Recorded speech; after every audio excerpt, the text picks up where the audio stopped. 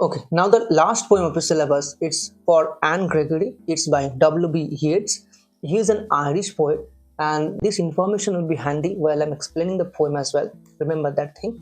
WB Yeats' poetry, is especially known for his themes on love, war, and this poem also concentrates on this same theme. Okay, it delves into the concepts of love, the superficial nature of love, especially, and it suggests that most people in your life, they love you for some benefits of their own, for some superficial reason, maybe for your beauty, maybe they can get something out of you, not for who you are. This is the truth that WB Yeats has delved into this poem. Okay, so now let's read the poem and let's discuss the meanings in detail. First stanza. Never shall a young man, thrown into despair by those great honey-colored ramparts at your ear, love you for yourself alone and not your yellow hair. There you go. This is it. The poet has directly started his poem, has come straight to the point. He's saying he is talking to a young woman. Okay? He's telling that young woman that all those men who fall in despair, who are heartbroken by your rejection, by the rejection of your love, who are in despair, right? Those people, those young men, actually they love you for your external beauty. Here, this yellow hair obviously stands for her external beauty, not just the hair, remember? So this is it. They only love you for your beauty, not for who you are, not for your personality, not for your character. This is a direct start to the poem. Only one word to discuss here, I'm sure. Ramparts at your ear. Ramparts actually mean high wall or barrier around forts or castles, right? Here obviously these ramparts stand for the hair of the lady that falls on the side of the ear. It is a figure of speech obviously that we are going to come to at the end of the poem, so do stick till the end.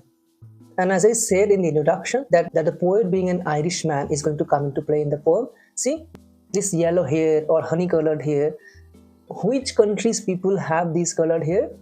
Irish people have them. Most of the Irish people, they have blonde hair, and blonde hair means almost yellowish in color. So the first stanza was spoken by the poet, we can imagine. Now the second stanza. But I can get a hair dye and set such color there, brown or black or carrot, that young men in despair may love me for myself alone and not my yellow hair. Now Anne Gregory, the girl, the name that we have in the title of the poem itself. Now this is her turn to speak. She's replying to the poet, okay, so you think that people love me for my beautiful hair. So what if I change the color of my hair? What if I dye my hair like any other color, like black, brown, maybe carrot? Maybe then, after that, the people that choose to love me, maybe they will love me for myself. Maybe they will love me for who I am. Maybe they will love me for my personality or character. This is what she suggests. But it's not so easy, because the poet does really have a point. If you really think about it, if you really think about your circumstances and surroundings, if you look at the people around you, you will see there are hardly any people who are there unconditionally, who can love you unconditionally. Maybe at the max, your parents.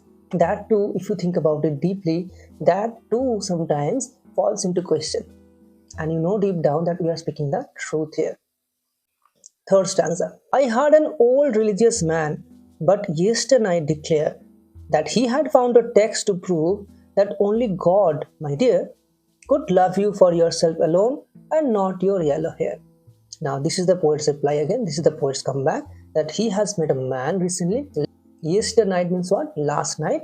That this man, this old religious man, he has seen in a text, in a religious text, in a holy text, that only God can love you for who you are. Only God can love you for your personality. Only God can love you for your inner beauty. This is one more theme in the poem too. The conflict between inner beauty and the outer beauty, the superfluous beauty. That's it. So this is his suggestion, that only God can love you for who you are. Nobody else in the world can. Because this old religious man has said that we as human beings tend to believe whatever is there in religious texts. So if we go by religious texts, if we go by holy religious texts, if we go by ancient religious texts, this is the truth, that only one being in the universe can love you for who you are, because he has made you himself with his own hand and nobody else. Now we can go to discussing the rhyme scheme and literary devices that this poem carries. If we talk about the rhyme scheme, this poem actually has a very interesting rhyme scheme. It follows the rhyme scheme of A, B, C, B, D, B. How? Let me explain. See the first stanza itself. It ends with, the lines end with man, despair, colored air, alone, here. If you see, the alternate lines rhyme, right? So if we take the first line as A, then second line becomes B, third line C doesn't match with any other line, C.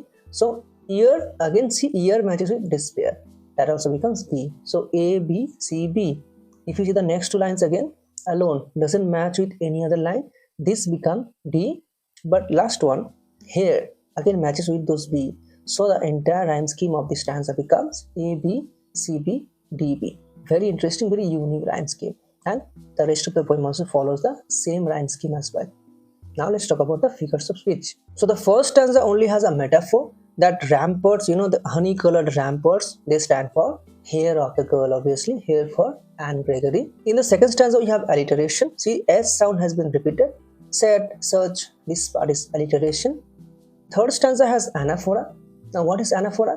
When consecutive lines start with the same word, that's anaphora. If you see here, that he, the next line also, that only God. So that, the word that starts multiple lines, that's anaphora. We also have alliteration here also. H sound, H and Y sound, if you see, he had your yellow, so that's alliteration. And that will be it for this explanation. I hope you did find this video helpful. If you did, please do leave a like and let me know in the comment. And if you have any other doubts regarding this poem as well, you can let me know in the comments too. Thanks for watching.